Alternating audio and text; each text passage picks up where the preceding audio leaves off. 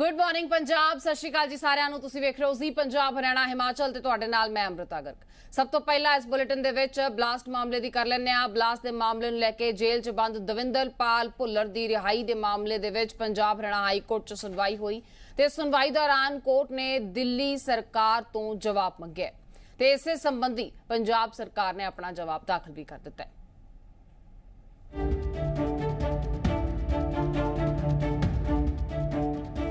ਦਵਿੰਦਰਪਾਲ ਸਿੰਘ ਭੁੱਲਰ ਦੀ ਰਿਹਾਈ ਦੇ ਮਾਮਲੇ ਵਿੱਚ ਹੁਣ ਗੇਂਦ ਦਿੱਲੀ ਸਰਕਾਰ ਦੇ ਪਾਲੇ ਵਿੱਚ ਹੈ ਤੇ ਦਿੱਲੀ ਦਾ ਰੁਖ ਭੁੱਲਰ ਦੀ ਰਿਹਾਈ ਤੈਅ ਕਰੇਗਾ।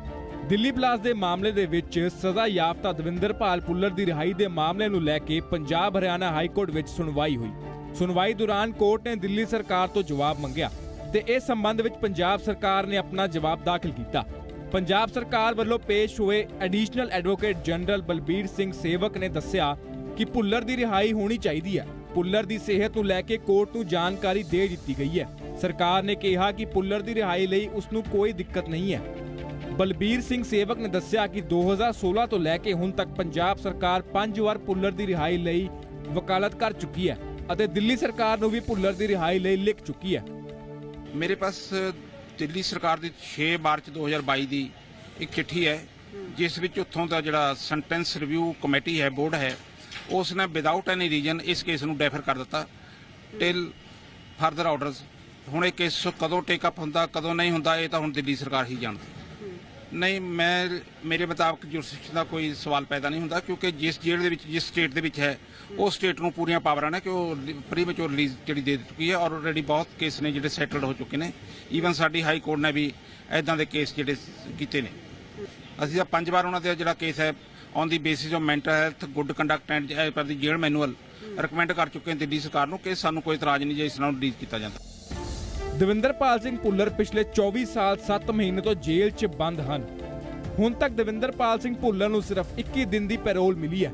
1993 'ਚ ਦਿੱਲੀ 'ਚ ਹੋਏ ਬਲਾਸਟ 'ਚ ਦਵਿੰਦਰਪਾਲ ਸਿੰਘ ਭੁੱਲਰ ਦੋਸ਼ੀ ਪਾਇਆ ਗਿਆ ਸੀ। ਪੰਜਾਬ ਸਰਕਾਰ ਇਸ ਤੋਂ ਪਹਿਲਾਂ 5 ਵਾਰ ਭੁੱਲਰ ਦੀ ਰਿਹਾਈ ਲਈ ਪੱਖ ਰੱਖ ਚੁੱਕੀ ਹੈ। ਹਾਈ ਕੋਰਟ ਨੇ ਹੁਣ ਦਿੱਲੀ ਸਰਕਾਰ ਤੋਂ ਜਵਾਬ ਮੰਗਿਆ। ਪੰਜਾਬ ਸਰਕਾਰ ਨੂੰ ਰਿਹਾਈ ਉੱਪਰ ਕੋਈ ਇਤਰਾਜ਼ ਨਹੀਂ ਹੈ। ਨਿਊਜ਼ ਡੈਸਕ ਰਿਪੋਰਟ ਜ਼ੀ ਮੀਡੀਆ।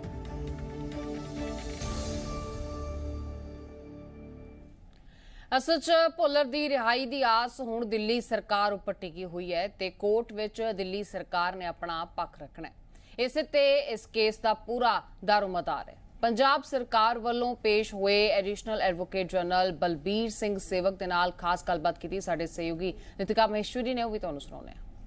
ਸਾਡੇ ਨਾਲ ਪੰਜਾਬ ਦੇ ਐਡੀਸ਼ਨਲ ਐਡਵੋਕੇਟ ਜਨਰਲ ਨੇ ਬਲਬੀਰ ਸਿੰਘ ਸੇਵਕ ਜੀ। ਉਹਨਾਂ ਤੋਂ ਜਾਣਦੇ ਹਾਂ ਕਿ ਆਖਿਰ ਸੁਣਵਾਈ ਦੇ ਦੌਰਾਨ ਕੀ ਹੋਇਆ, ਕਿਉਂਕਿ ਅੱਜ ਕੋਰਟ ਨੇ ਟਿੱਪਣੀ ਵੀ ਕੀਤੀ ਤੇ ਦਿੱਲੀ ਸਰਕਾਰ ਨੂੰ ਕਿਹਾ ਕਿ ਜਵਾਬ ਕਿਉਂ ਨਹੀਂ ਦਿੰਦੇ, ਜਲਦ ਤੋਂ ਜਲਦ ਜਵਾਬ ਫਾਈਲ ਕਰੋ। ਆਲਰੇਡੀ ਇਸ ਕੇਸ ਦੇ ਵਿੱਚ ਜਦੋਂ ਨੋਟਿਸ ਹੋਇਆ ਸੀ ਤਾਂ ਦਿੱਲੀ ਸਰਕਾਰ ਨੂੰ ਨੋਟਿਸ ਤੇ ਹੋਇਆ ਸੀ ਤੇ ਪੰਜਾਬ ਗਵਰਨਮੈਂਟ ਨੂੰ, ਪਰ ਅਸੀਂ ਅੱਜ ਪੰਜਾਬ ਗਵਰਨਮੈਂਟ ਵੱਲੋਂ ਇੱਕ ਡਿਟੇਲਡ ਰਿਪਲਾਈ ਜਿਹੜੀ ਉਹ ਫਾਈਲ ਕੀਤੀ ਹੈ। ਉਸ ਵਿੱਚ ਦੱਸਿਆ ਗਿਆ ਕਿ ਅਸੀਂ ਕਦੋਂ ਇਹਨਾਂ ਦਾ ਕੇਸ ਪ੍ਰੀਮੈਚੁਰ ਰਿਲੀਜ਼ ਦੇ ਪੰਜਾਬ ਗਵਰਨਮੈਂਟ ਨੇ ਰਿਕਮੈਂਡ ਕੀਤਾ।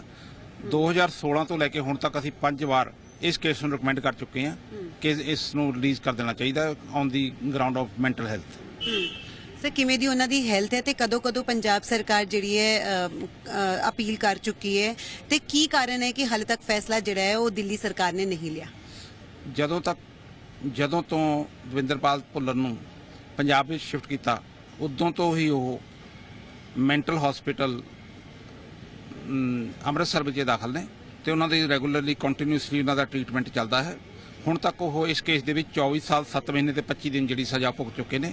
ਹਾਲੇ ਵੀ ਉਹਨਾਂ ਦਾ ਮੈਂਟਲ ਜਿਹੜਾ ਤਵੱਜੇ ਨਾਲ ਠੀਕ ਨਹੀਂ ਹੈ ਔਰ ਅਸੀਂ ਹਰ ਵਾਰ ਪੰਜਾਬ ਗਵਰਨਮੈਂਟ ਨੇ ਉਹਨਾਂ ਦੀ ਮੈਂਟਲ ਹੈਲਥ ਉਹਨਾਂ ਦੇ ਕੰਡਕਟ ਦੀ ਰਿਪੋਰਟਾਂ ਜਿਹੜੀਆਂ ਦਿੱਲੀ ਸਰਕਾਰ ਨੂੰ ਭੇਜਦੇ ਰਹੇ ਹਾਂ, ਪਰ ਕੇਸ ਹਾਲੇ ਤੱਕ ਉਹਨਾਂ ਦਾ ਕੰਸੀਡਰ ਨਹੀਂ ਕੀਤਾ ਗਿਆ ਦਿੱਲੀ ਸਰਕਾਰ ਵੱਲੋਂ। ਕੁਝ ਜਵਾਬ ਦਿੱਲੀ ਸਰਕਾਰ ਨੇ ਹੁਣ ਤੱਕ ਦਿੱਤਾ ਹੈ ਜਾਂ ਫਿਰ ਔਰਲੀ ਕੁਝ ਦੱਸਿਆ ਗਿਆ ਹੋਵੇ ਉਹਨਾਂ ਵੱਲੋਂ ਕਿ ਕਿਉਂ ਹੁਣ ਤੱਕ ਉਹਨਾਂ ਦਾ ਜਿਹੜੀ ਅਪੀਲ ਹੈ ਉਸ ਨੂੰ ਟੇਕ ਅਪ ਨਹੀਂ ਕੀਤਾ ਗਿਆ, ਉਸ ਤੇ ਫੈਸਲਾ ਨਹੀਂ ਲਿਆ ਗਿਆ? ਮੇਰੇ ਪਾਸ ਦਿੱਲੀ ਸਰਕਾਰ ਦੀ 6 ਮਾਰਚ 2022 ਦੀ ਇੱਕ ਚਿੱਠੀ ਹੈ ਜਿਸ ਵਿੱਚ ਉੱਥੋਂ ਦਾ ਜਿਹੜਾ ਸੈਂਟੈਂਸ ਰਿਵਿਊ ਕਮੇਟੀ ਹੈ ਬੋਰਡ ਹੈ ਉਸਨੇ ਵਿਦਾਊਟ ਐਨੀ ਰੀਜਨ ਇਸ ਕੇਸ ਨੂੰ ਡੈਫਰ ਕਰ ਦਿੱਤਾ ਟਿਲ ਫਰਦਰ ਆਰਡਰਸ। ਹੁਣ ਇਹ ਕੇਸ ਕਦੋਂ ਟੇਕਅਪ ਹੁੰਦਾ ਕਦੋਂ ਨਹੀਂ ਹੁੰਦਾ ਇਹ ਤਾਂ ਹੁਣ ਦਿੱਲੀ ਸਰਕਾਰ ਹੀ ਜਾਣਦੀ। ਬਿਲਕੁਲ। ਅੱਛਾ ਸਰ, ਜੁਰੀਡਿਕਸ਼ਨ ਦਾ ਕੋਈ ਪ੍ਰੋਬਲਮ ਹੋ ਸਕਦਾ ਹੈ ਕਿਉਂਕਿ ਦਿੱਲੀ ਦੇ ਵਿੱਚ ਜਿਹੜਾ ਹੈ ਬਲਾਸਟ ਹੋਇਆ ਤੇ ਅੰਮ੍ਰਿਤਸਰ ਦੇ ਵਿੱਚ ਨੇ ਅੰਮ੍ਰਿਤਸਰ ਜੇਲ੍ਹ ਦੇ ਵਿੱਚ ਬੰਦ ਨੇ ਪ੍ਰੋਫੈਸਰ ਦਵਿੰਦਰਪਾਲ ਭੁੱਲਰ? ਨਹੀਂ, ਮੇਰੇ ਮੁਤਾਬਕ ਜੁਰਿਸਡਿਕਸ਼ਨ ਦਾ ਕੋਈ ਸਵਾਲ ਪੈਦਾ ਨਹੀਂ ਹੁੰਦਾ, ਕਿਉਂਕਿ ਜਿਸ ਜੇਲ੍ਹ ਦੇ ਵਿੱਚ ਜਿਸ ਸਟੇਟ ਦੇ ਵਿੱਚ ਹੈ ਉਹ ਸਟੇਟ ਨੂੰ ਪੂਰੀਆਂ ਪਾਵਰਾਂ ਨੇ ਕਿ ਉਹ ਪ੍ਰੀਮੈਚੁਰ ਰਿਲੀਜ਼ ਜਿਹੜੀ ਦੇ ਚੁੱਕੀ ਹੈ, ਔਰ ਆਲਰੇਡੀ ਬਹੁਤ ਕੇਸ ਨੇ ਜਿਹੜੇ ਸੈਟਲਡ ਹੋ ਚੁੱਕੇ ਨੇ। ਈਵਨ ਸਾਡੀ ਹਾਈ ਕੋਰਟ ਨੇ ਵੀ ਐਦਾਂ ਦੇ ਕੇਸ ਜਿਹੜੇ ਕੀਤੇ ਨੇ। ਪੰਜਾਬ ਸਰਕਾਰ ਨੂੰ ਕੋਈ ਆਬਜੈਕਸ਼ਨ ਨਹੀਂ ਹੈ ਜੇ ਉਹਨਾਂ ਨੂੰ ਰਿਲੀਜ਼ ਕਰ ਦਿੱਤਾ ਜਾਵੇ। 5 ਵਾਰ ਉਹਨਾਂ ਨੇ ਖੁਦ ਅਪੀਲ ਜਿਹੜੀ ਹੈ ਉਹ ਕੀਤੀ ਹੈ, ਕਿਉਂਕਿ ਆਲਰੇਡੀ ਅਸੀਂ ਪਹਿਲੇ ਹੀ ਰਿਕਮੈਂਡ ਕਰ ਚੁੱਕੇ, ਇਸ ਕਰਕੇ ਸਾਨੂੰ ਕੋਈ ਇਤਰਾਜ਼ ਨਹੀਂ ਹੋਣਾ ਚਾਹੀਦਾ। ਅਸੀਂ ਤਾਂ 5 ਵਾਰ ਉਹਨਾਂ ਦਾ ਜਿਹੜਾ ਕੇਸ ਹੈ on the basis of mental health, good conduct and ਪਰ ਦੀ ਜੇਲ੍ਹ ਮੈਨੂਅਲ ਰਿਕਮੈਂਡ ਕਰ ਚੁੱਕੇ ਹਾਂ ਦਿੱਲੀ ਸਰਕਾਰ ਨੂੰ ਕਿ ਸਾਨੂੰ ਕੋਈ ਇਤਰਾਜ਼ ਨਹੀਂ ਜੇ ਇਸ ਨਾਲ ਰਿਲੀਜ਼ ਕੀਤਾ ਜਾਂਦਾ। ਅੱਛਾ, ਬਲਵੀਰ ਸਿੰਘ ਸੇਵਕ ਜੀ, ਕਦੋਂ ਤੱਕ ਪੰਜਾਬ ਸਰਕਾਰ ਨੇ ਜਵਾਬ ਦੇਣਾ ਹੈ? ਕੋਈ ਸਮਾਂ ਦਿੱਲੀ ਸਰਕਾਰ ਨੇ ਜਵਾਬ ਦੇਣਾ, ਕੋਈ ਸਮਾਂ ਜਿਹੜਾ ਉਹ ਦਿੱਤਾ ਗਿਆ? ਕਿਉਂਕਿ ਕੋਰਟ ਦੀ ਸਖਤ ਟਿੱਪਣੀ ਸੀ ਕਿ ਕਿਉਂ ਜਿਹੜਾ ਹੈ ਤੁਸੀਂ ਇਸ ਕੇਸ ਨੂੰ ਡੈਫਰ ਕਰ ਰਹੇ ਹੋ ਤੇ ਕਿਉਂ ਇਸ ਤੇ ਫੈਸਲਾ ਨਹੀਂ ਲਿਆ ਗਿਆ? ਕਿਉਂਕਿ ਅੱਜ ਮਾਨਯੋਗ ਹਾਈ ਕੋਰਟ ਨੇ ਇਸ ਗੱਲ ਤੇ ਨਾਰਾਜ਼ਗੀ ਜਤਾਈ ਹੈ ਕਿ ਕਿਉਂ ਜਵਾਬ ਨਹੀਂ ਆ ਰਿਹਾ। ਉਹਨਾਂ ਨੇ ਕਿਹਾ ਕਿ ਅਗਲੀ ਤਾਰੀਖ ਤੱਕ ਹਰ ਹਾਲਤ ਵਿੱਚ ਜਵਾਬ ਦਾਵਾ ਜਿਹੜਾ ਦਿੱਲੀ ਸਰਕਾਰ ਵੱਲੋਂ ਆਉਣਾ ਚਾਹੀਦਾ। ਕੈਮਰਾਮੈਨ ਸਨੀ ਦੇ ਨਾਲ ਨਿਤਿਕਾ ਮਹੇਸ਼, ਵੀਜ਼ੀ ਮੀਡੀਆ, ਚੰਡੀਗੜ੍ਹ। ਤੇ ਉਧਰ ਕੇਂਦਰ ਵੱਲੋਂ ਬਣਾਈ ਗਈ ਐਮਐਸਪੀ ਕਮੇਟੀ ਨੂੰ ਸੰਯੁਕਤ ਕਿਸਾਨ ਮੋਰਚੇ ਨੇ ਰੱਦ ਕਰ ਦਿੱਤਾ ਹੈ। ਸੰਯੁਕਤ ਕਿਸਾਨ ਮੋਰਚੇ ਨੇ ਸਰਕਾਰ ਦੀ ਬਣਾਈ ਇਸ ਕਮੇਟੀ ਨੂੰ ਰੱਦ ਕੀਤਾ ਤੇ ਇਸ ਦੇ ਪਿੱਛੇ ਕੁਝ ਵਾਜੇ ਰੀਜ਼ਨ ਵੀ ਦੱਸੇ ਨੇ। ਨੁਮਾਇੰਦਿਆਂ ਨੂੰ ਨਾਮਜ਼ਦ ਨਹੀਂ ਕਰੇਗਾ ਸੰਯੁਕਤ ਕਿਸਾਨ ਮੋਰਚਾ, ਕਿਉਂਕਿ 3 ਮੈਂਬਰਸ ਮੰਗੇ ਗਏ ਸੀ ਸੰਯੁਕਤ ਕਿਸਾਨ ਮੋਰਚੇ ਦੇ, ਤੇ ਹੁਣ ਇਹ ਸਾਫ਼ ਕਰ ਦਿੱਤਾ ਗਿਆ ਕਿ ਸੰਯੁਕਤ ਕਿਸਾਨ ਮੋਰਚਾ ਆਪਣੇ ਕੋਈ ਵੀ ਮੈਂਬਰ ਨਹੀਂ ਭੇਜੇਗਾ।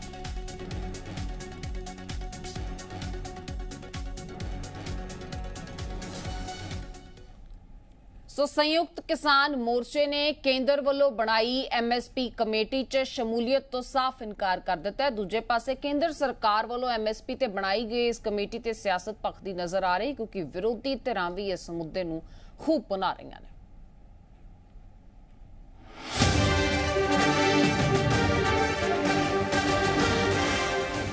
ਕੇਂਦਰ ਸਰਕਾਰ ਵੱਲੋਂ ਐਮਐਸਪੀ ਉੱਪਰ ਬਣਾਈ ਕਮੇਟੀ ਤੇ ਸਿਆਸਤ ਭਖ ਚੁੱਕੀ ਹੈ।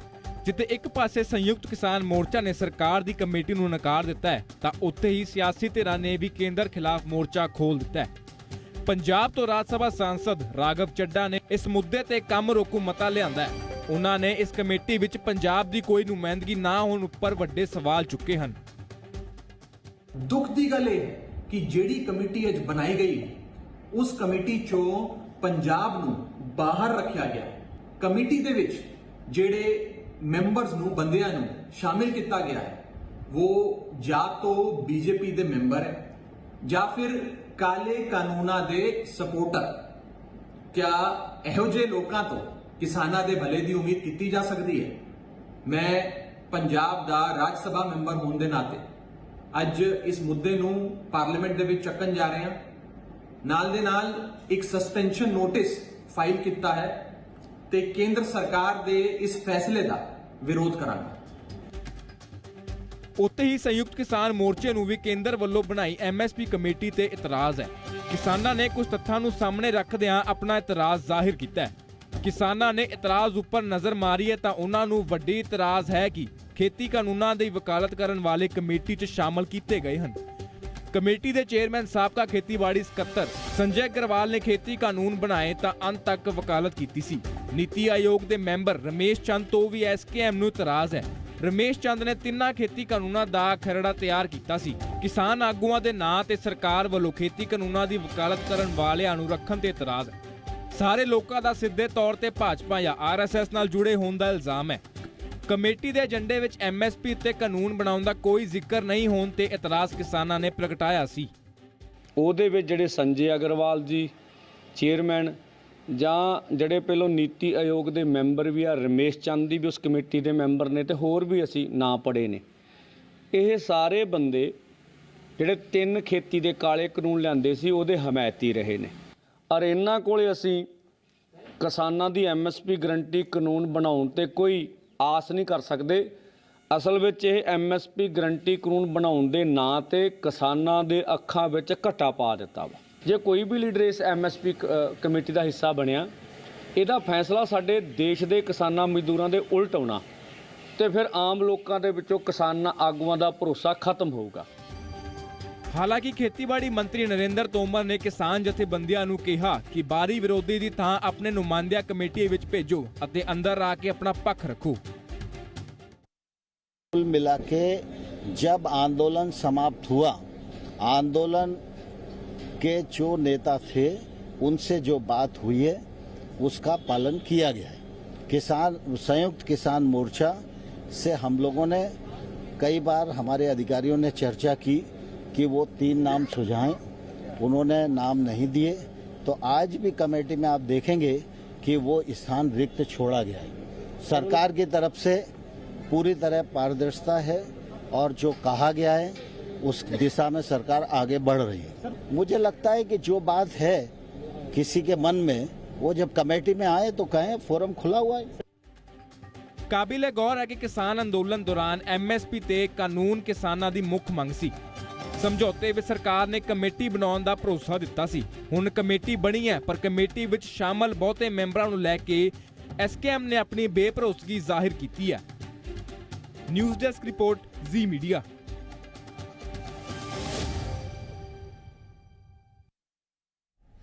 ਇਸ ਕਮੇਟੀ ਤੋਂ ਬਾਅਦ ਕਿਸਾਨਾਂ ਤੇ ਸਰਕਾਰ ਵਿਚਾਲੇ ਲਗਾਤਾਰ ਘਮਾਸਾਨ ਜਾਰੀ ਹੈ। ਕਿਸਾਨ ਆਗੂ ਦਰਸ਼ਨਪਾਲ ਹੋਰਾਂ ਨੇ ਵੀ ਕੇਂਦਰ ਵੱਲੋਂ ਬਣਾਈ ਗਈ ਇਸ ਕਮੇਟੀ ਦਾ ਵਿਰੋਧ ਕੀਤਾ, ਕਿਹਾ ਕਿ ਅਸੀਂ ਐਮਐਸਪੀ ਕਮੇਟੀ ਦਾ ਬਾਈਕਾਟ ਕਰਾਂਗੇ।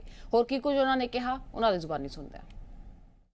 ਮੇਰੇ ਨਾਲ ਇਸ ਵਕਤ ਜੁੜੇ ਨੇ ਡਾਕਟਰ ਦਰਸ਼ਨਪਾਲ, ਜੋ ਕਿ ਸੰਯੁਕਤ ਕਿਸਾਨ ਮੋਰਚੇ ਦੀ ਜਿਹੜੀ ਕੋਆਰਡੀਨੇਟਰ ਦੀ ਜਿਹੜੀ ਕਮੇਟੀ ਬਣਾਈ ਹੈ ਉਹਦੇ ਮੈਂਬਰ ਨੇ। ਗੱਲਬਾਤ ਕਰਾਂਗੇ ਕਿਉਂ ਕੇਂਦਰ ਸਰਕਾਰ ਨੇ ਜਿਹੜਾ ਇੱਕ ਨਵਾਂ ਫੈਸਲਾ ਲਿੱਤਾ, ਉਹ ਕੀ ਫੈਸਲਾ ਹੈ ਤੇ ਇਹਨਾਂ ਦਾ ਉਸ ਫੈਸਲੇ ਨੂੰ ਲੈ ਕੇ ਕੀ ਕੁਝ ਅਗਲੀ ਰਣਨੀਤੀ ਹੈ। ਡਾਕਟਰ ਸਾਹਿਬ, ਸਭ ਤੋਂ ਪਹਿਲਾਂ ਸਵਾਗਤ ਹੈ। ਕੇਂਦਰ ਸਰਕਾਰ ਵੱਲੋਂ ਨਵਾਂ ਫੈਸਲਾ ਲਿੱਤਾ ਗਿਆ, ਧੰਨਵਾਦ ਤੁਹਾਡਾ। ਇੱਕ ਤਾਂ ਜੋ ਉਹਨਾਂ ਨੇ ਫੈਸਲਾ ਕੀਤਾ, ਦੇਖੋ ਇਹ ਅਸੀਂ ਕਦੇ ਮੰਗ ਨਹੀਂ ਕੀਤੀ ਉਹਨਾਂ ਤੋਂ।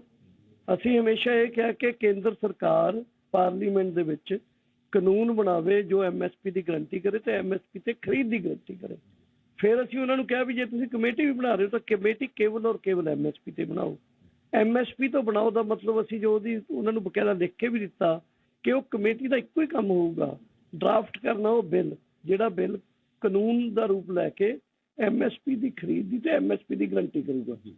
ਇਹਨਾਂ ਨੇ ਕੀ ਕੀਤਾ ਵੀ ਇੱਕ ਤਾਂ ਜੋ ਕਮੇਟੀ ਬਣਾਈ ਹੈ ਉਹ ਡਾਈਵਰਸੀਫਿਕੇਸ਼ਨ, ਨੈਚੁਰਲ ਖੇਤੀ ਤੇ ਐਮਐਸਪੀ ਦਾ ਜਿਹੜਾ ਇਹਨਾਂ ਨੇ ਅੱਗੇ ਰੱਖਿਆ, ਮੈਂਡੇਟ ਰੱਖਿਆ ਜਾਂ ਕਹਿ ਲਓ ਟਰਮਜ਼ ਆਫ ਰੈਫਰੈਂਸ ਰੱਖੀਆਂ ਨੇ, TOR ਹੈ ਜੋ, ਉਹਦੇ ਵਿੱਚ ਕੋਈ ਵੀ ਕਾਨੂੰਨ ਬਣਾਉਣ ਵਾਸਤੇ ਗੱਲ ਨਹੀਂ ਹੈ। ਉਹਦੇ 'ਚ ਇਹੀ ਹੈ ਕਿ ਮੌਜੂਦਾ ਜੋ ਐਮਐਸਪੀ ਰਜੀਮ ਹੈ ਉਸ ਨੂੰ ਕਿਵੇਂ ਟਰਾਂਸਪੇਰੈਂਟ ਤੇ ਐਫੀਸ਼ੀਐਂਟ ਬਣਾਉਣਾ। ਜੋ ਕਮੇਟੀ ਬਣੀ ਹੈ, ਕਮੇਟੀ ਦੇ ਵਿੱਚ SS ਅਗਰਵਾਲ ਨੇ, ਸੰਜੇ ਅਗਰਵਾਲ ਜਿਹੜੇ ਸੈਕਟਰੀ ਸੀਗੇ ਆਲਰੇਡੀ ਜਦੋਂ ਕਾਨੂੰਨ ਬਣੇ ਨੇ, ਦੂਸਰੇ ਨੇ ਰਮੇਸ਼ ਚੰਦ ਜੀ ਜੋ ਨੀਤੀ ਆਯੋਗ ਦੇ ਨੇ, 5 ਕਿਸਾਨ ਲੀਡਰ ਨੇ। ਜਿਹੜੇ ਕਿਸਾਨ ਲੀਡਰ ਨੇ, ਮੈਂ ਇਕੱਲੇ ਬਾਰੇ ਨਹੀਂ ਬੋਲਦਾ, ਇਹਨਾਂ 'ਚੋਂ ਕੋਈ ਤਾਂ ਭਾਰਤੀ ਜਨਤਾ ਪਾਰਟੀ ਜੁਆਇਨ ਕਰ ਗਿਆ, ਕੋਈ RSS ਦਾ ਬੰਦਾ, ਕੋਈ BJP ਵੱਲੋਂ ਕੋਈ ਨਾ ਕਿਸੇ ਅਹੁਦੇ ਤੇ ਰਿਹਾ। ਤੁਸੀਂ ਆਪਣੇ ਕੋਈ ਬੰਦੇ ਦਿੱਤੇ ਵੀ ਇਹਨਾਂ ਨੂੰ ਲੈ ਲਓ? 3 ਬੰਦੇ ਇਹਨਾਂ ਨੇ ਮੰਗੇ ਸੀ, ਅਸੀਂ ਭੇਜੇ ਨਹੀਂ ਸੀ ਕਿ ਸਾਨੂੰ ਕਲੀਅਰਲੀ ਦੱਸੋ ਕਿ ਟਰਮਸ ਆਫ ਰੈਫਰੈਂਸ ਕੀ ਨੇ। ਨੰਬਰ 1। ਨੰਬਰ 2, ਇਹਨਾਂ ਨੇ ਜੋ ਕੀਤਾ, ਮੈਂ 2 ਪਾਰਟ ਜਿਸ ਗੱਲ ਨੂੰ ਕਹੂੰਗਾ। ਇੱਕ ਤਾਂ ਪੰਜਾਬ ਨਾਲ, ਪੰਜਾਬੀਆਂ ਨਾਲ ਇੰਨਾ ਵਿਤਕਰਾ ਕੀਤਾ ਵੀ ਕੋਈ ਸਰਕਾਰੀ ਬੰਦਾ, ਕੋਈ ਯੂਨੀਵਰਸਿਟੀ ਦਾ ਬੰਦਾ, ਕੋਈ ਕਿਸਾਨ ਪੰਜਾਬ 'ਚੋਂ ਨਹੀਂ ਇਹ ਕਮੇਟੀ ਰੱਖਿਆ।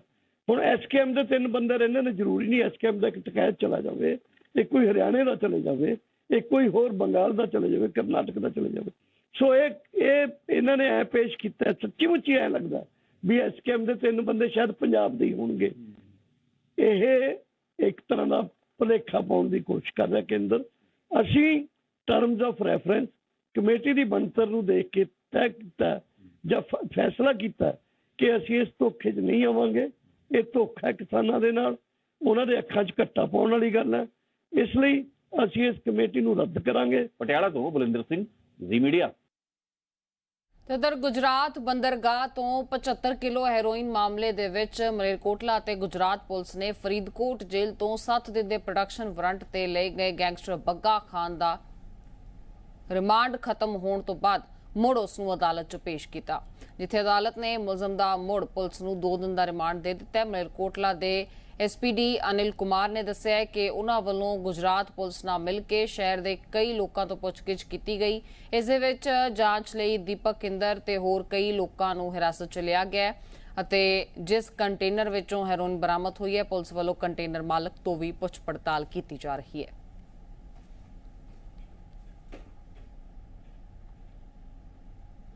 ਤੇ ਪਟਿਆਲਾ ਦੇ ਵਿੱਚ ਬੀਤੇ ਦਿਨੀ ਕਾਲੀ ਮਾਤਾ ਮੰਦਿਰ ਦੀ ਪਿਛਲੀ ਕੰਧ ਤੇ ਖਾਲਿਸਤਾਨ ਦੇ ਪੋਸਟਰ ਲਾਉਣ ਦੇ ਮਾਮਲੇ 'ਚ ਪੁਲਿਸ ਨੇ 2 ਮੁਲਜ਼ਮ ਗ੍ਰਿਫਤਾਰ ਕੀਤੇ ਨੇ।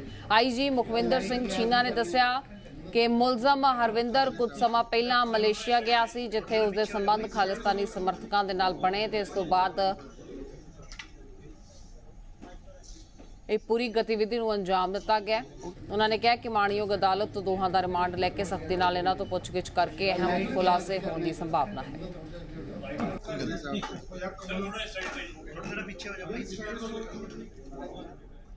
ਸੂਬੇ ਦੇ ਵਿੱਚ ਚੋਰੀ ਕਰਨ ਦੀਆਂ तमाम ਘਟਨਾਵਾਂ ਵੀ ਵੱਖੋ-ਵੱਖ ਜ਼ਿਲ੍ਹਿਆਂ ਦੇ ਵਿੱਚ ਲਗਾਤਾਰ ਵਾਪਰ ਰਹੀਆਂ ਨੇ। ਤਾਜ਼ਾ ਮਾਮਲਾ ਅਮਲੋਹ ਦੇ ਪਿੰਡ ਸਲਾਣੀ ਤੋਂ ਸਾਹਮਣੇ ਆਇਆ। ਇੱਥੇ ਚੋਰ ਖੁਦ ਨੂੰ ਬਿਜਲੀ ਵਿਭਾਗ ਦਾ ਅਧਿਕਾਰੀ ਦੱਸ ਕੇ ਵਾਰਦਾਤ ਨੂੰ ਅੰਜਾਮ ਦਿੰਦਾ ਰਿਹਾ। ਚੋਰਾਂ ਨੇ ਘਰਾਂ ਦੇ ਵਿੱਚ ਦਾਖਲ ਹੋ ਕੇ ਖੁਦ ਨੂੰ ਵਿਭਾਗ ਦੇ ਅਧਿਕਾਰੀ ਦੱਸਦਿਆਂ ਹੋਇਆਂ ਕਈ ਵਾਰਦਾਤਾਂ ਨੂੰ ਅੰਜਾਮ ਦਿੱਤਾ ਤੇ ਸ਼ਖਸ ਦੇ ਨਾਲ ਕੁੱਟਮਾਰ ਕਰਨ ਦਾ ਵੀ ਮਾਮਲਾ ਸਾਹਮਣੇ ਆਇਆ, ਜਿਸ ਤੋਂ ਰੌਲਾ ਪਿਆ ਤੇ ਇਸ ਤੋਂ ਬਾਅਦ ਆਸ-ਪਾਸੇ ਦੇ ਲੋਕਾਂ ਨੇ ਇਸ ਚੋਰ ਨੂੰ ਕਾਬੂ ਕੀਤਾ।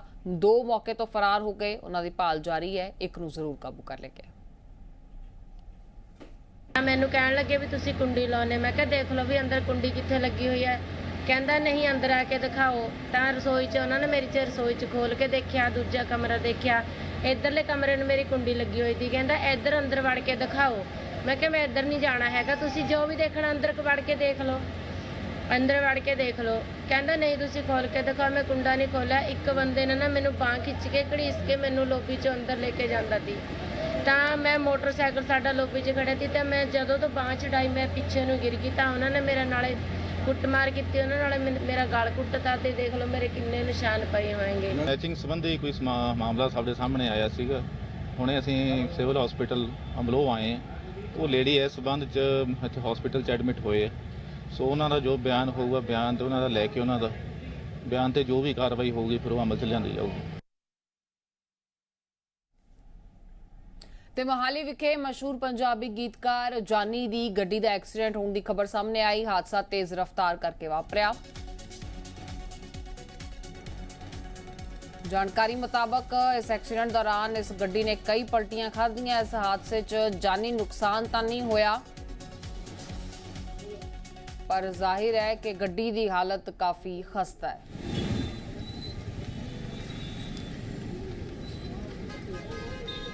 ਜਿੰਨੇ ਵੀ ਲੋਕ ਇਸ ਗੱਡੀ 'ਚ ਮੌਜੂਦ ਸੀ ਉਹਨਾਂ ਨੂੰ ਸੁਰੱਖਿਅਤ ਬਾਹਰ ਕੱਢ ਲਿਆ ਗਿਆ, ਪਰ ਤੇਜ਼ ਰਫ਼ਤਾਰ ਦਾ ਇਹ ਕਹਿਰ ਇਸ ਗੱਡੀ ਤੇ ਕਿਸ ਕਦਰ ਬਰਪਿਆ ਹੈ ਇਹ ਤੁਸੀਂ ਇਹਨਾਂ ਤਸਵੀਰਾਂ ਦੇ ਵਿੱਚ ਵੇਖ ਸਕਦੇ ਹੋ, ਚੰਗੀ ਤਰ੍ਹਾਂ ਸਮਝ ਸਕਦੇ ਹੋ।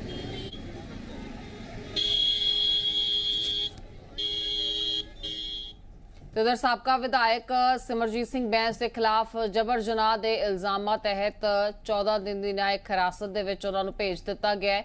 ਬਰਨਾਲਾ ਜੇਲ੍ਹ ਭੇਜ ਦਿੱਤਾ ਗਿਆ ਹੈ ਅਤੇ ਇੱਥੇ ਪੁਲਿਸ ਵੱਲੋਂ ਪੁੱਛ ਪੜਤਾਲ ਕੀਤੀ ਜਾਏਗੀ।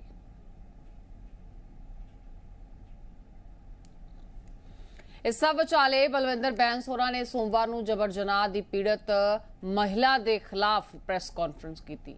ਉਸ ਮਹਿਲਾ ਤੇ ਗੰਭੀਰ ਇਲਜ਼ਾਮ ਲਗਾਏ, ਜਿਸ ਕਰਕੇ ਪੀੜਤ ਮਹਿਲਾ ਨੇ ਸਿਮਰਜੀਤ ਸਿੰਘ ਬੈਂਸ ਦੇ ਭਰਾ ਬਲਵਿੰਦਰ ਬੈਂਸ ਖਿਲਾਫ ਲੁਧਿਆਣਾ ਪੁਲਿਸ ਕਮਿਸ਼ਨਰ ਨੂੰ ਸ਼ਿਕਾਇਤ ਦਰਜ ਕਰਵਾਈ ਹੈ। ਉਹਨਾਂ ਦੇ ਖਿਲਾਫ ਮਾਨਹਾਨੀ ਦਾ ਦਰਜ ਕੇਸ ਕਰਵਾਉਣ ਦੀ ਗੱਲ ਕਹੀ ਹੈ।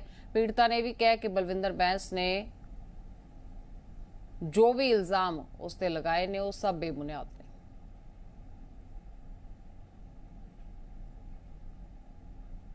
ਇੱਕ ਨੰਬਰ ਦਾ ਝੂਠਾ ਬੰਦਾ, ਇਹਨਾਂ ਦੇ ਪੱਲੇ ਕੁਝ ਨਹੀਂ ਹੈਗਾ, ਕੋਈ ਪ੍ਰੂਫ ਨਹੀਂ ਇਹਨਾਂ ਕੋਲ।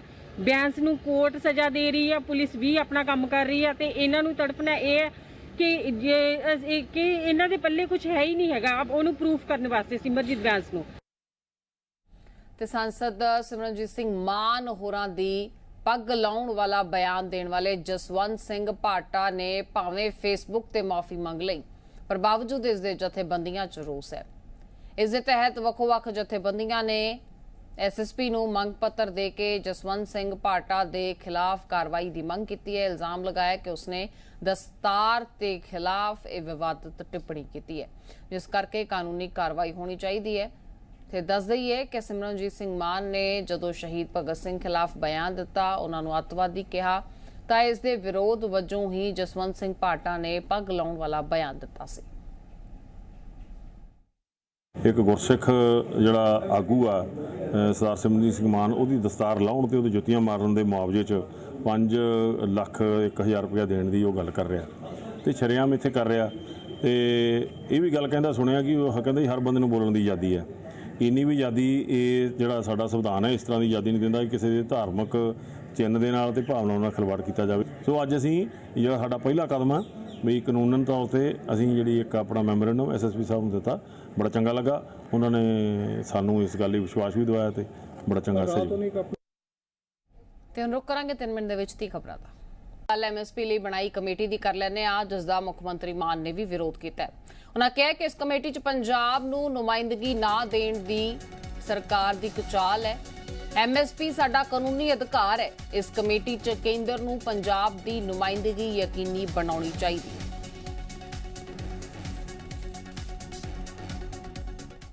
ਉਹਨਾਂ ਨੇ ਟਵੀਟ ਕਰ ਇਸ ਦਾ ਵਿਰੋਧ ਕੀਤਾ। ਸੀਐਮ ਮਾਨ ਨੇ ਲਿਖਿਆ ਕਿ ਕੇਂਦਰ ਸਰਕਾਰ ਵੱਲੋਂ ਕਿਸਾਨ ਵੀਰਾਂ ਦੇ ਨਾਲ ਵਾਅਦੇ ਮੁਤਾਬਕ ਐਮਐਸਪੀ ਤੇ ਬਣਾਈ ਗਈ ਕਮੇਟੀ 'ਚ ਪੰਜਾਬ ਨੂੰ ਨੁਮਾਇੰਦਗੀ ਨਾ ਦੇਣ ਤੇ ਮੈਂ ਨਿੰਦਾ ਕਰਦਾ। ਪੰਜਾਬ ਦਾ ਕਿਸਾਨ ਪਹਿਲਾਂ ਹੀ ਫਸਲੀ ਚੱਕਰ ਅਤੇ ਕਰਜ਼ੇ 'ਚ ਡੁੱਬਿਆ ਪਿਆ ਹੈ। ਐਮਐਸਪੀ ਸਾਡਾ ਕਾਨੂੰਨੀ ਅਧਿਕਾਰ ਹੈ। ਕੇਂਦਰ ਨੂੰ ਐਮਐਸਪੀ ਕਮੇਟੀ 'ਚ ਪੰਜਾਬ ਦੀ ਨੁਮਾਇੰਦਗੀ ਨੂੰ ਯਕੀਨੀ ਬਣਾਉਣਾ ਚਾਹੀਦਾ ਹੈ। ਕੇਂਦਰ ਵੱਲੋਂ ਬਣਾਈ ਗਈ ਇਸ ਐਮਐਸਪੀ ਕਮੇਟੀ ਨੂੰ ਸੰਯੁਕਤ ਕਿਸਾਨ ਮੋਰਚੇ ਨੇ ਵੀ ਰੱਦ ਕੀਤਾ ਹੈ ਤੇ ਸਰਕਾਰ ਦੀ ਬਣਾਈ ਇਸ ਕਮੇਟੀ ਨੂੰ ਰੱਦ ਕਰਨ ਪਿੱਛੇ ਉਹਨਾਂ ਨੇ ਵਾਜਬ ਰੀਜ਼ਨ ਵੀ ਦਿੱਤੇ ਨੇ। ਇਹਨਾਂ ਨੁਮਾਇੰਦਿਆਂ ਨੂੰ ਜੋ ਮੰਗੇ ਗਏ ਸੀ ਸੰਯੁਕਤ ਕਿਸਾਨ ਮੋਰਚੇ ਤੋਂ ਉਹ ਵੀ ਹੁਣ ਨਾਮਜ਼ਦ ਨਹੀਂ ਕੀਤੇ ਜਾਣਗੇ।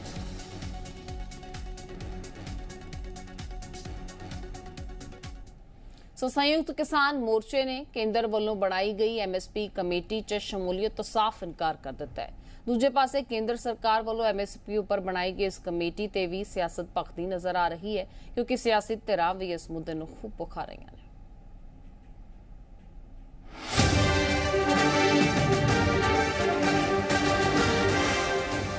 ਕੇਂਦਰ ਸਰਕਾਰ ਵੱਲੋਂ ਐਮਐਸਪੀ ਉੱਪਰ ਬਣਾਈ ਕਮੇਟੀ ਤੇ ਸਿਆਸਤ ਭਖ ਚੁੱਕੀ ਹੈ।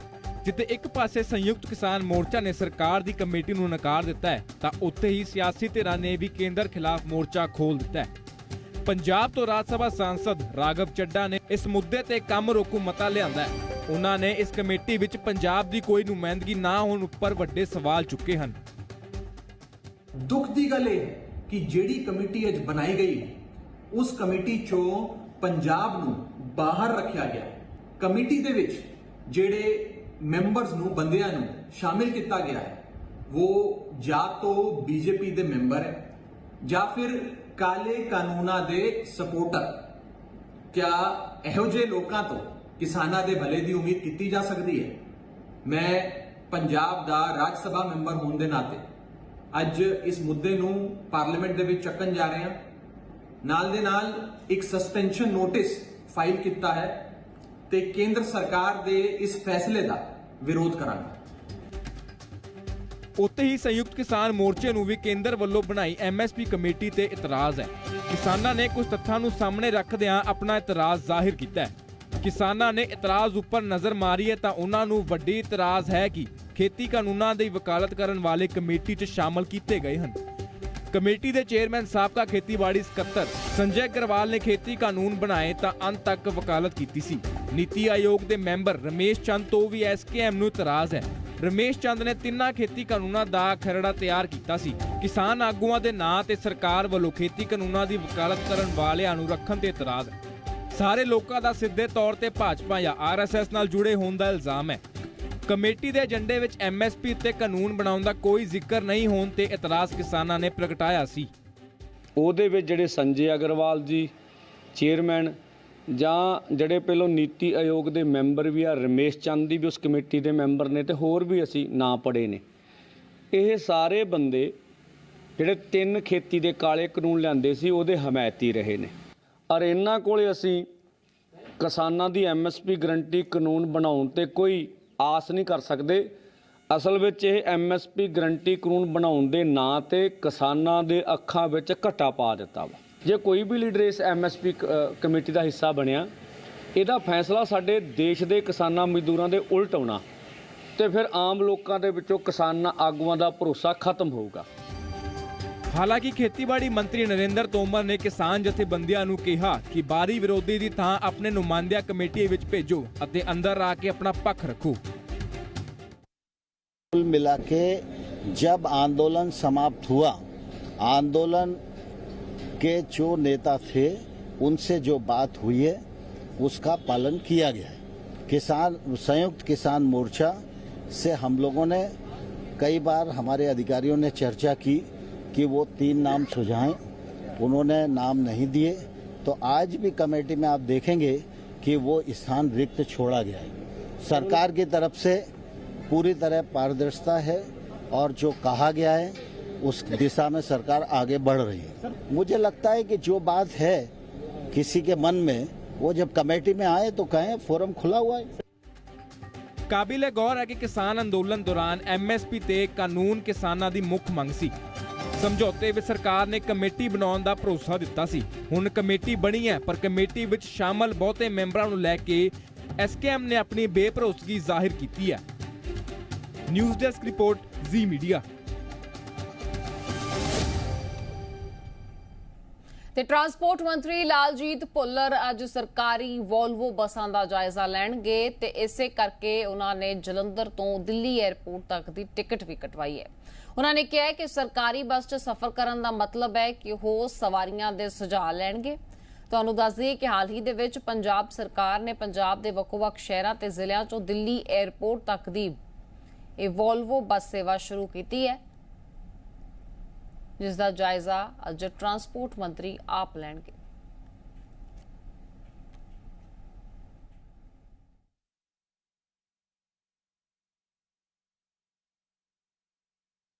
ਪੰਜਾਬ ਦੇ ਲੋਕਾਂ ਨੂੰ ਇਹ ਮੈਸੇਜ ਦੇਣਾ ਚਾਹੁੰਦਾ ਕਿ ਜਿਹੜੀ ਲੰਮੇ ਸਮੇਂ ਤੋਂ ਪੰਜਾਬ ਦੇ NRI ਭੈਣਾਂ ਭਰਾਵਾਂ ਦੀ ਲੁੱਟ ਹੋ ਰਹੀ ਸੀ, 3000 ਤੋਂ ਲੈ ਕੇ 4000 ਦੇ ਵਿੱਚ ਜਿਹੜੀਆਂ ਪ੍ਰਾਈਵੇਟ ਘਰਾਣੇ ਦੀਆਂ ਬੱਸਾਂ, ਉਹਦੀ ਇੱਕ ਪ੍ਰਤੀ ਸਵਾਰੀ ਵਿਅਕਤੀ ਦੀ ਟਿਕਟ 3 ਤੋਂ 4000 ਰੁਪਏ ਦੀ ਹੁੰਦੀ ਸੀ ਤੇ ਉਹ ਟਿਕਟ ਅੱਧ ਤੋਂ ਵੀ ਘੱਟ ਰੇਟ ਤੇ ਅੱਜ ਬੁੱਕ ਹੋ ਰਹੀਆਂ।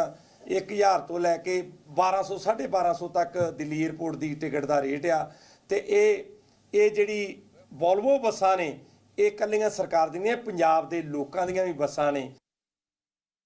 ਮਾਨ ਸਰਕਾਰ ਨੇ, ਸਰਦਾਰ ਭਗਵੰਤ ਸਿੰਘ ਮਾਨ ਤੇ ਸ਼੍ਰੀ ਅਰਵਿੰਦ ਕੇਜਰੀਵਾਲ ਜੀ ਨੇ ਦਿੱਲੀ 에ਅਰਪੋਰਟ ਨੂੰ ਬੱਸਾਂ ਚਲਾਈਆਂ ਤੇ ਅੱਜ ਤੱਕ 18000 ਦੇ ਕਰੀਬ ਯਾਤਰੀਆਂ ਨੇ ਪੰਜਾਬ ਤੋਂ ਦਿੱਲੀ 에ਅਰਪੋਰਟ ਤੋਂ ਪੰਜਾਬ ਦਾ ਸਫ਼ਰ ਕਰ ਚੁੱਕੀਆਂ ਤੇ ਲਗਭਗ 2.25 ਕਰੋੜ ਰੁਪਏ ਦੀ ਰਾਸ਼ੀ ਜਿਹੜੀ ਕਿ ਪੰਜਾਬ ਸਰਕਾਰ ਦੇ ਖਜ਼ਾਨੇ 'ਚ ਆਈ ਆ, ਪੰਜਾਬ ਦੇ ਲੋਕਾਂ ਦੀਆਂ ਸਹੂਲਤਾਂ ਤੇ ਲੱਗਣੀ ਆ। ਉਹ ਪੰਜਾਬ ਦੇ ਲੋਕਾਂ ਦੀਆਂ ਬੱਸਾਂ ਤੇ ਪੰਜਾਬ ਦੇ ਲੋਕਾਂ ਦਾ ਹੀ ਖਜ਼ਾਨਾ। ਤੇ ਉਹ ਲੁੱਟ ਜਿਹੜਾ ਇੱਕ ਪ੍ਰਾਈਵੇਟ ਘਰਾਣਾ ਕਰਦਾ ਰਿਹਾ ਲੰਮੇ ਸਮੇਂ ਤੋਂ ਪੰਜਾਬ ਦੇ ਲੋਕਾਂ ਦੀ, ਉਹ ਲੁੱਟ ਵੀ ਬੰਦ ਹੋ ਗਈ।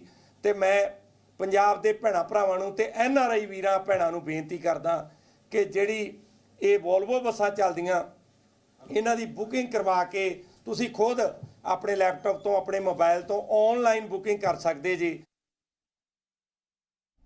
ਸੋ ਸਰਕਾਰੀ ਵੋਲਵੋ ਬੱਸ ਦੀ ਜੋ ਸਰਵਿਸ ਸ਼ੁਰੂ ਕੀਤੀ ਗਈ ਹੈ, ਉਸ ਦਾ ਕੀ ਰਿਸਪੌਂਸ ਆਏਗਾ, ਅੱਜ ਮੰਤਰੀ ਸਾਹਿਬ ਨੂੰ ਕੀ ਫੀਡਬੈਕ ਮਿਲਦਾ ਹੈ, ਵੇਖਣਾ ਹੋਏਗਾ। ਅੱਗੇ ਵਧਾਂਗੇ, ਬਲਾਸਟ ਦੇ ਮਾਮਲੇ ਨੂੰ ਲੈ ਕੇ ਜੇਲ੍ਹ 'ਚ ਬੰਦ ਦਵਿੰਦਰਪਾਲ ਭੁੱਲਰ ਹੋਰਾਂ ਦੀ ਗੱਲ ਕਰ ਲੈਂਦੇ ਹਾਂ। ਉਹਨਾਂ ਦੀ ਰਿਹਾਈ ਦੇ ਮਾਮਲੇ ਨੂੰ ਲੈ ਕੇ ਪੰਜਾਬ ਹਰਿਆਣਾ ਹਾਈ ਕੋਰਟ 'ਚ ਸੁਣਵਾਈ ਹੋਈ, ਜਿਸ ਦੌਰਾਨ ਦਿੱਲੀ ਸਰਕਾਰ ਤੋਂ ਜਵਾਬ ਮੰਗਿਆ ਗਿਆ।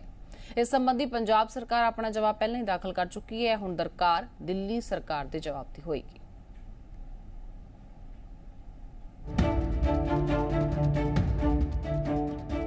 ਦਵਿੰਦਰਪਾਲ ਸਿੰਘ ਭੁੱਲਰ ਦੀ ਰਿਹਾਈ ਦੇ ਮਾਮਲੇ ਵਿੱਚ ਹੁਣ ਗੇਂਦ ਦਿੱਲੀ ਸਰਕਾਰ ਦੇ ਪਾਲੇ ਵਿੱਚ ਹੈ ਤੇ ਦਿੱਲੀ ਦਾ ਰੁਖ ਭੁੱਲਰ ਦੀ ਰਿਹਾਈ ਤੈਅ ਕਰੇਗਾ। ਦਿੱਲੀ ਬਲਾਸਟ ਦੇ ਮਾਮਲੇ ਦੇ ਵਿੱਚ ਸਜ਼ਾ ਯਾਫਤਾ ਦਵਿੰਦਰਪਾਲ ਭੁੱਲਰ ਦੀ ਰਿਹਾਈ ਦੇ ਮਾਮਲੇ ਨੂੰ ਲੈ ਕੇ ਪੰਜਾਬ ਹਰਿਆਣਾ ਹਾਈ ਕੋਰਟ ਵਿੱਚ ਸੁਣਵਾਈ ਹੋਈ। ਸੁਣਵਾਈ ਦੌਰਾਨ ਕੋਰਟ ਨੇ ਦਿੱਲੀ ਸਰਕਾਰ ਤੋਂ ਜਵਾਬ ਮੰਗਿਆ ਤੇ ਇਸ ਸੰਬੰਧ ਵਿੱਚ ਪੰਜਾਬ ਸਰਕਾਰ ਨੇ ਆਪਣਾ ਜਵਾਬ ਦਾਖਲ ਕੀਤਾ। ਪੰਜਾਬ ਸਰਕਾਰ ਵੱਲੋਂ ਪੇਸ਼ ਹੋਏ additional advocate general Balbir Singh ਸੇਵਕ ਨੇ ਦੱਸਿਆ ਕਿ ਭੁੱਲਰ ਦੀ ਰਿਹਾਈ ਹੋਣੀ ਚਾਹੀਦੀ ਹੈ। ਭੁੱਲਰ ਦੀ ਸਿਹਤ ਨੂੰ ਲੈ ਕੇ ਕੋਰਟ ਨੂੰ ਜਾਣਕਾਰੀ ਦੇ ਦਿੱਤੀ ਗਈ ਹੈ। ਸਰਕਾਰ ਨੇ ਕਿਹਾ ਕਿ ਭੁੱਲਰ ਦੀ ਰਿਹਾਈ ਲਈ ਉਸ ਨੂੰ ਕੋਈ ਦਿੱਕਤ ਨਹੀਂ ਹੈ। ਬਲਬੀਰ ਸਿੰਘ ਸੇਵਕ ਨੇ ਦੱਸਿਆ ਕਿ 2016 ਤੋਂ ਲੈ ਕੇ ਹੁਣ ਤੱਕ ਪੰਜਾਬ ਸਰਕਾਰ 5 ਵਾਰ ਭੁੱਲਰ ਦੀ ਰਿਹਾਈ ਲਈ ਵਕਾਲਤ ਕਰ ਚੁੱਕੀ ਹੈ ਅਤੇ ਦਿੱਲੀ ਸਰਕਾਰ ਨੂੰ ਵੀ ਭੁੱਲਰ ਦੀ ਰਿਹਾਈ ਲਈ ਲਿਖ ਚੁੱਕੀ ਹੈ। ਮੇਰੇ ਪਾਸ ਦਿੱਲੀ ਸਰਕਾਰ ਦੀ 6 ਮਾਰਚ 2022 ਦੀ ਇੱਕ ਚਿੱਠੀ ਹੈ, ਜਿਸ ਵਿੱਚ ਉੱਥੋਂ ਦਾ ਜਿਹੜਾ ਸੈਂਟੈਂਸ ਰਿਵਿਊ ਕਮੇਟੀ ਹੈ, ਬੋਰਡ ਹੈ, ਉਸ ਨੇ ਵਿਦਆਊਟ ਐਨੀ ਰੀਜਨ ਇਸ ਕੇਸ ਨੂੰ ਡੈਫਰ ਕਰ ਦਿੱਤਾ ਟਿਲ ਫਰਦਰ ਆਰਡਰਸ। ਹੁਣ ਇਹ ਕੇਸ ਕਦੋਂ ਟੇਕ ਅਪ ਹੁੰਦਾ, ਕਦੋਂ ਨਹੀਂ ਹੁੰਦਾ, ਇਹ ਤਾਂ ਹੁਣ ਦਿੱਲੀ ਸਰਕਾਰ ਹੀ ਜਾਣਦੀ। ਨਹੀਂ, ਮੇਰੇ ਮੁਤਾਬਕ ਜੁਰਿਸਡਿਕਸ਼ਨ ਦਾ ਕੋਈ ਸਵਾਲ ਪੈਦਾ ਨਹੀਂ ਹੁੰਦਾ, ਕਿਉਂਕਿ ਜਿਸ ਜੇਲ੍ਹ ਦੇ ਵਿੱਚ, ਜਿਸ ਸਟੇਟ ਦੇ ਵਿੱਚ ਹੈ, ਉਹ ਸਟੇਟ ਨੂੰ ਪੂਰੀਆਂ ਪਾਵਰਾਂ ਨੇ ਕਿ ਉਹ ਪ੍ਰੀਮੈਚੁਰ ਰਿਲੀਜ਼ ਜਿਹੜੀ ਦੇ ਚੁੱਕੀ ਹੈ। ਔਰ ਆਲਰੇਡੀ ਬਹੁਤ ਕੇਸ ਨੇ ਜਿਹੜੇ ਸੈਟਲਡ ਹੋ ਚੁੱਕੇ ਨੇ। ਈਵਨ ਸਾਡੀ ਹਾਈ ਕੋਰਟ ਨੇ ਵੀ ਇੱਦਾਂ ਦੇ ਕੇਸ ਜਿਹੜੇ ਕੀਤੇ ਨੇ। ਅਸੀਂ ਤਾਂ 5 ਵਾਰ ਉਹਨਾਂ ਦਾ ਜਿਹੜਾ ਕੇਸ ਹੈ on the basis of mental health, good conduct and as per the jail manual recommend ਕਰ ਚੁੱਕੇ ਹਾਂ ਦਿੱਲੀ ਸਰਕਾਰ ਨੂੰ ਕਿ ਸਾਨੂੰ ਕੋਈ ਇਤਰਾਜ਼ ਨਹੀਂ ਜੇ ਇਸ ਨਾਲ ਰਿਲੀਜ਼ ਕੀਤਾ ਜਾਂਦਾ। ਦਵਿੰਦਰਪਾਲ ਸਿੰਘ ਭੁੱਲਰ ਪਿਛਲੇ 24 ਸਾਲ 7 ਮਹੀਨੇ ਤੋਂ ਜੇਲ੍ਹ 'ਚ ਬੰਦ ਹਨ। ਹੁਣ ਤੱਕ ਦਵਿੰਦਰਪਾਲ ਸਿੰਘ ਭੁੱਲਰ ਨੂੰ ਸਿਰਫ 21 ਦਿਨ ਦੀ ਪੈਰੋਲ ਮਿਲੀ ਹੈ। 1993 ਚ ਦਿੱਲੀ 'ਚ ਹੋਏ ਬਲਾਸਟ 'ਚ ਦਵਿੰਦਰਪਾਲ ਸਿੰਘ ਭੁੱਲਰ ਦੋਸ਼ੀ ਪਾਇਆ ਗਿਆ ਸੀ। ਪੰਜਾਬ ਸਰਕਾਰ ਇਸ ਤੋਂ ਪਹਿਲਾਂ 5 ਵਾਰ ਭੁੱਲਰ ਦੀ ਰਿਹਾਈ ਲਈ ਪੱਖ ਰੱਖ ਚੁੱਕੀ ਹੈ। ਹਾਈ ਕੋਰਟ ਨੇ ਹੁਣ ਦਿੱਲੀ ਸਰਕਾਰ ਤੋਂ ਜਵਾਬ ਮੰਗਿਆ ਹੈ। ਪੰਜਾਬ ਸਰਕਾਰ ਨੂੰ ਰਿਹਾਈ ਉੱਪਰ ਕੋਈ ਇਤਰਾਜ਼ ਨਹੀਂ ਹੈ। ਨਿਊਜ਼ ਡੈਸਕ ਰਿਪੋਰਟ, ਜ਼ੀ ਮੀਡੀਆ।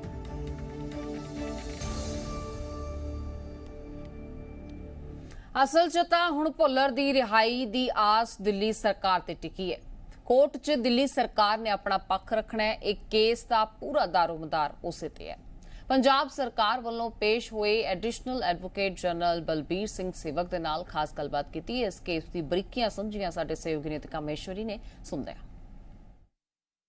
ਸਾਡੇ ਨਾਲ ਪੰਜਾਬ ਦੇ ਐਡੀਸ਼ਨਲ ਐਡਵੋਕੇਟ ਜਨਰਲ ਨੇ ਬਲਬੀਰ ਸਿੰਘ ਸੇਵਕ ਜੀ। ਉਹਨਾਂ ਤੋਂ ਜਾਣਦੇ ਹਾਂ ਕਿ ਆਖਿਰ ਇਸ ਸੁਣਵਾਈ ਦੇ ਦੌਰਾਨ ਕੀ ਹੋਇਆ, ਕਿਉਂਕਿ ਅੱਜ ਕੋਰਟ ਨੇ ਟਿੱਪਣੀ ਵੀ ਕੀਤੀ ਤੇ ਦਿੱਲੀ ਸਰਕਾਰ ਨੂੰ ਕਿਹਾ ਹੈ ਕਿ ਜਵਾਬ ਕਿਉਂ ਨਹੀਂ ਦਿੰਦੇ, ਜਲਦ ਤੋਂ ਜਲਦ ਜਵਾਬ ਫਾਈਲ ਕਰੋ। ਆਲਰੇਡੀ ਇਸ ਕੇਸ ਦੇ ਵਿੱਚ ਜਦੋਂ ਨੋਟਿਸ ਹੋਇਆ ਸੀ ਤਾਂ ਦਿੱਲੀ ਸਰਕਾਰ ਨੂੰ ਨੋਟਿਸ ਤੇ ਹੋਇਆ ਸੀ ਤੇ ਪੰਜਾਬ ਗਵਰਨਮੈਂਟ ਨੂੰ, ਪਰ ਅਸੀਂ ਅੱਜ ਪੰਜਾਬ ਗਵਰਨਮੈਂਟ ਵੱਲੋਂ ਇੱਕ ਡਿਟੇਲਡ ਰਿਪਲਾਈ ਜਿਹੜੀ ਉਹ ਫਾਈਲ ਕੀਤੀ ਹੈ।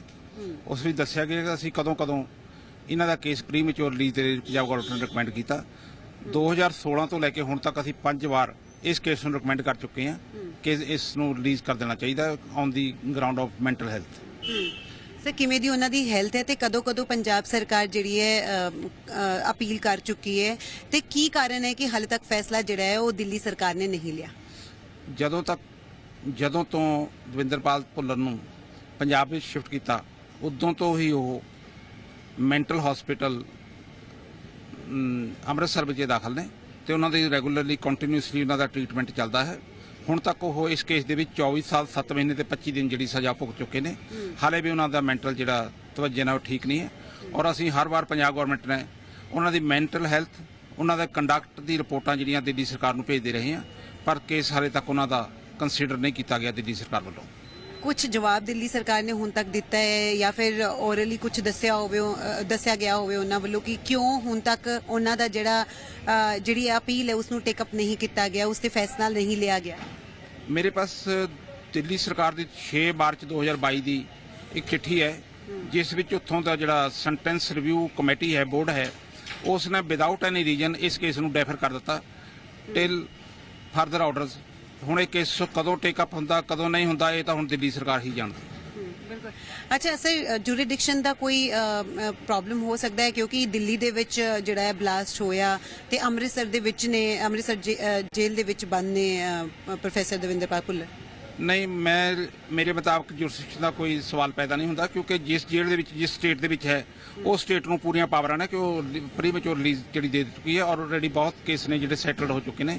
ਈਵਨ ਸਾਡੀ ਹਾਈ ਕੋਰਟ ਨੇ ਵੀ ਇਦਾਂ ਦੇ ਕੇਸ ਜਿਹੜੇ ਕੀਤੇ ਨੇ। ਪੰਜਾਬ ਸਰਕਾਰ ਨੂੰ ਕੋਈ ਆਬਜੈਕਸ਼ਨ ਨਹੀਂ ਹੈ ਜੇ ਉਹਨਾਂ ਨੂੰ ਰਿਲੀਜ਼ ਕਰ ਦਿੱਤਾ ਜਾਵੇ? 5 ਵਾਰ ਉਹਨਾਂ ਨੇ ਖੁਦ ਅਪੀਲ ਜਿਹੜੀ ਹੈ ਉਹ ਕੀਤੀ ਹੈ ਕਿਉਂਕਿ ਆਲਰੇਡੀ ਅਸੀਂ ਪਹਿਲੇ ਹੀ ਰਿਕਮੈਂਡ ਕਰ ਚੁੱਕੇ, ਇਸ ਕਰਕੇ ਸਾਨੂੰ ਕੋਈ ਇਤਰਾਜ਼ ਨਹੀਂ ਹੋਣਾ ਚਾਹੀਦਾ। ਅਸੀਂ ਤਾਂ 5 ਵਾਰ ਉਹਨਾਂ ਦਾ ਜਿਹੜਾ ਕੇਸ ਹੈ on the basis of mental health, good conduct and ਪਰ ਦੀ ਜੇਲ੍ਹ ਮੈਨੂਅਲ ਰਿਕਮੈਂਡ ਕਰ ਚੁੱਕੇ ਹਾਂ ਦਿੱਲੀ ਸਰਕਾਰ ਨੂੰ ਕਿ ਸਾਨੂੰ ਕੋਈ ਇਤਰਾਜ਼ ਨਹੀਂ ਜੇ ਇਸ ਨਾਲ ਰਿਲੀਜ਼ ਕੀਤਾ ਜਾਂਦਾ। ਅੱਛਾ ਬਲਬੀਰ ਸਿੰਘ ਸੇਵਕ ਜੀ, ਕਦੋਂ ਤੱਕ ਪੰਜਾਬ ਸਰਕਾਰ ਨੇ ਜਵਾਬ ਦੇਣਾ ਹੈ? ਕੋਈ ਸਮਾਂ ਦਿੱਲੀ ਸਰਕਾਰ ਨੇ ਜਵਾਬ ਦੇਣਾ, ਕੋਈ ਸਮਾਂ ਜਿਹੜਾ ਉਹ ਦਿੱਤਾ ਗਿਆ? ਕਿਉਂਕਿ ਕੋਰਟ ਦੀ ਸਖਤ ਟਿੱਪਣੀ ਸੀ ਕਿ ਕਿਉਂ ਜਿਹੜਾ ਹੈ ਤੁਸੀਂ ਇਸ ਕੇਸ ਨੂੰ ਡੈਫਰ ਕਰ ਰਹੇ ਹੋ ਤੇ ਕਿਉਂ ਇਸ ਤੇ ਫੈਸਲਾ ਨਹੀਂ ਲਿਆ ਗਿਆ? ਕਿਉਂਕਿ ਅੱਜ ਮਾਨਯੋਗ ਹਾਈ ਕੋਰਟ ਨੇ ਇਸ ਗੱਲ ਤੇ ਨਾਰਾਜ਼ਗੀ ਜਤਾਈ ਹੈ ਕਿ ਕਿਉਂ ਜਵਾਬ ਨਹੀਂ ਆ ਰਿਹਾ। ਉਹਨਾਂ ਨੇ ਕਿਹਾ ਕਿ ਅਗਲੀ ਤਾਰੀਖ ਤੱਕ ਹਰ ਹਾਲਤ ਵਿੱਚ ਜਵਾਬ ਦਾਵਾ ਜਿਹੜਾ ਦਿੱਲੀ ਸਰਕਾਰ ਵੱਲੋਂ ਆਉਣਾ ਚਾਹੀਦਾ। ਕੈਮਰਾਮੈਨ ਸਨੀ ਦੇ ਨਾਲ ਨੀਤਿਕਾ ਮਹੇਸ਼, ਜ਼ੀ ਮੀਡੀਆ, ਚੰਡੀਗੜ੍ਹ। ਹੁਣ ਗੱਲ ਹਰਿਆਣੇ ਦੀ ਕਰ ਲੈਂਦੇ ਹਾਂ ਜਿੱਥੇ ਮਾਈਨਿੰਗ ਮਾਫੀਆ ਇਸ ਕਦਰ ਬੇਖੌਫ ਹੈ ਕਿ ਪੁਲਿਸ ਵੀ ਉੱਥੇ ਸੁਰੱਖਿਅਤ ਨਹੀਂ ਹੈ। ਬੇहद ਮੰਦਭਾਗੀ ਖਬਰ ਬੀਤੇ ਰੋਜ਼ ਹਰਿਆਣਾ ਦੇ ਨੂੰਹ ਤੋਂ ਸਾਹਮਣੇ ਆਈ ਜਿੱਥੇ ਡੀਐਸਪੀ ਨੂੰ ਮੌਤ ਦੇ ਘਾਟ ਉਤਾਰ ਦਿੱਤਾ ਗਿਆ। ਮਾਈਨਿੰਗ ਮਾਫੀਆ ਨੇ ਸਰੇਆਮ ਉਹਨਾਂ ਤੇ ਡੰਪਰ ਚਾੜ ਦਿੱਤਾ। ਇਸ ਘਟਨਾ 'ਚ ਡੀਐਸਪੀ ਦੀ ਮੌਤ ਹੋ ਗਈ। ਦੱਸਣਯੋਗ ਹੈ ਕਿ ਇਸੇ ਸਾਲ ਉਹਨਾਂ ਨੇ ਰਿਟਾਇਰ ਹੋਣਾ ਸੀ।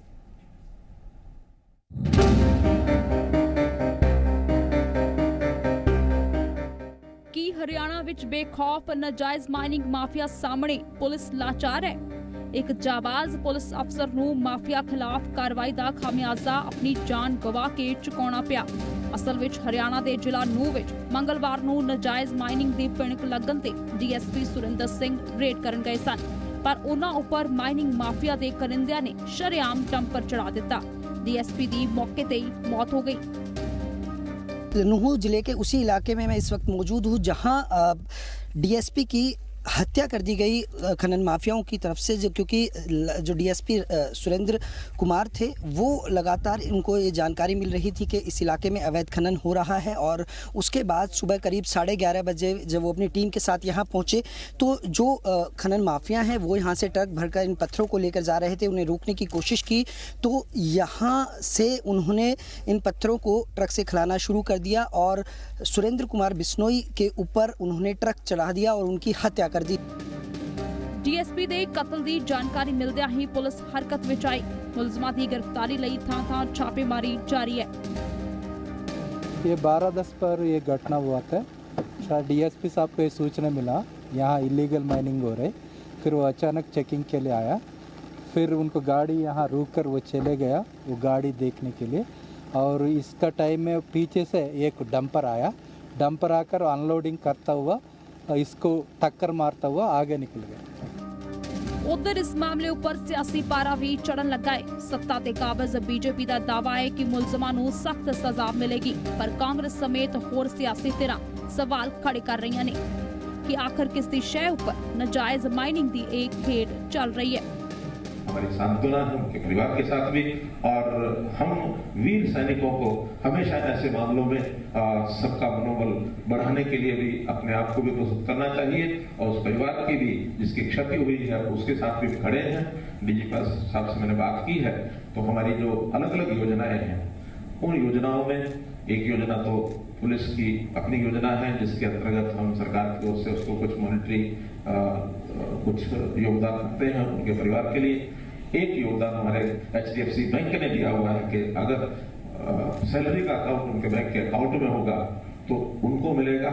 एक बेनिफिट उनको शहीद का दर्जा अगर मिलता तो वो मिलेगा, और कुछ पुलिस की ओर से अपने जो वेलफेयर फंड भी जो है उसमें से भी योगदान किया जाता है।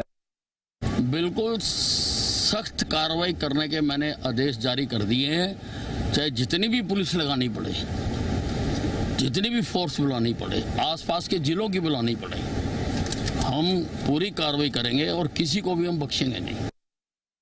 माइनिंग माफिया बेकाबू होता जा रहा है। वैसे तो हरियाणा में सारा कानून व्यवस्था बिल्कुल चरमरा गई है। रोज इतने कत्ल, भाई विधायकों को धमकी, तो आज ना तो विधायक सुरक्षित हैं ना पुलिस अपने आप को सुरक्षित महसूस करती है।